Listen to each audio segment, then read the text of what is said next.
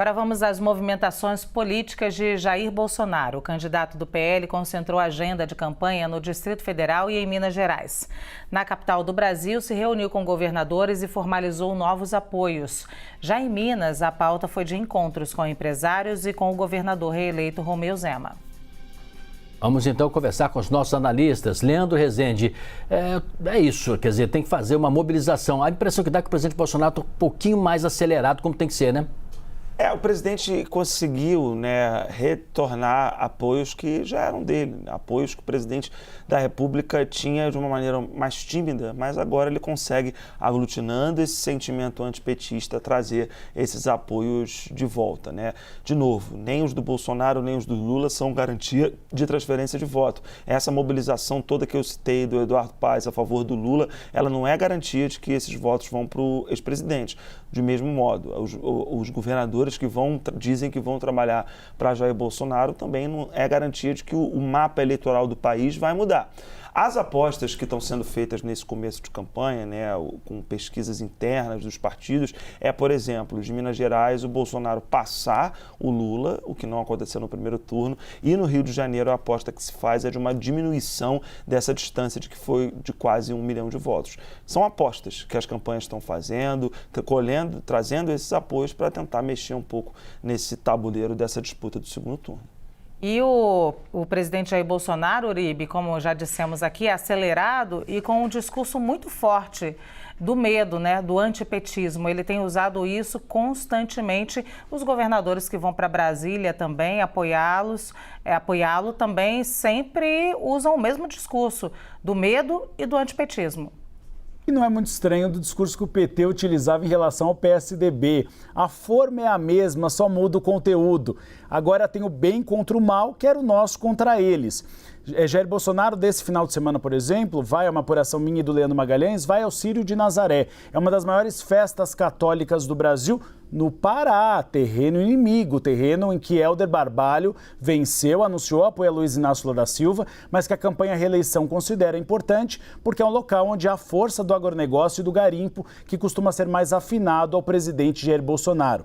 Essa é uma ofensiva sobre os católicos. No primeiro turno tivemos os evangélicos mais próximos de Jair Bolsonaro e os católicos mais próximos de Luiz Inácio Lula da Silva. É por isso que a campanha reeleição está produzindo inclusive material impresso para conversar com os católicos. E um dos pontos, a questão do aborto, novamente a pauta de costumes. Mas a campanha petista trabalha na outra ponta, com os evangélicos. Lula conseguiu um apoio importante, que deve exibir nos palanques eletrônicos, que é de Romualdo Panseiro, da Igreja das Nações do Reino de Deus. Ele já foi um dos bambambãs da Igreja Universal do bispo Edir Macedo e agora está com o PT. Então a gente vai observar muito essa dualidade, um tentando pegar votos no terreno do outro. Jair Bolsonaro indo para os católicos e Luiz Inácio Lula da Silva para os evangélicos. Ô, Leandro, não sei se você já viu na internet, tem uma competição que um dá um tapa na cara do outro, depois o outro também faz isso, e tem uma hora que um cai, porque aquilo é uma boçalidade, Tem homens como mulheres fazendo aquilo. Se você vai para redes sociais, tem outros discursos, outros temas diferentes desses aqui que estamos colocando, E são temas assim, um vídeo contra um, contra o outro também, daí o outro disse uma coisa há 10 anos, outro disse há 5 anos, aí xingam e tal. Isso muda voto de alguém, porque tem muita gente já com voto definido, O que a gente consegue perceber, olhando para o cenário que a gente teve no primeiro turno, é de que quando você tem uma eleição que mais de 50 milhões de eleitores declaram já voto em um ou em outro, esse é um voto absolutamente consolidado. A gente nunca tinha tido nenhum candidato no primeiro turno que tivesse tido 50 milhões de votos. Agora a gente teve 2, O Yuri Pita destacou isso no domingo e isso ficou na minha cabeça como exemplo de como a gente está vivendo um momento emblemático na história do país. Essa consolidação do voto, ela estava dada já desde antes do primeiro turno, ela reaparece agora e, enfim, é um caminho que se tem, para essa disputa agora nessa segunda etapa.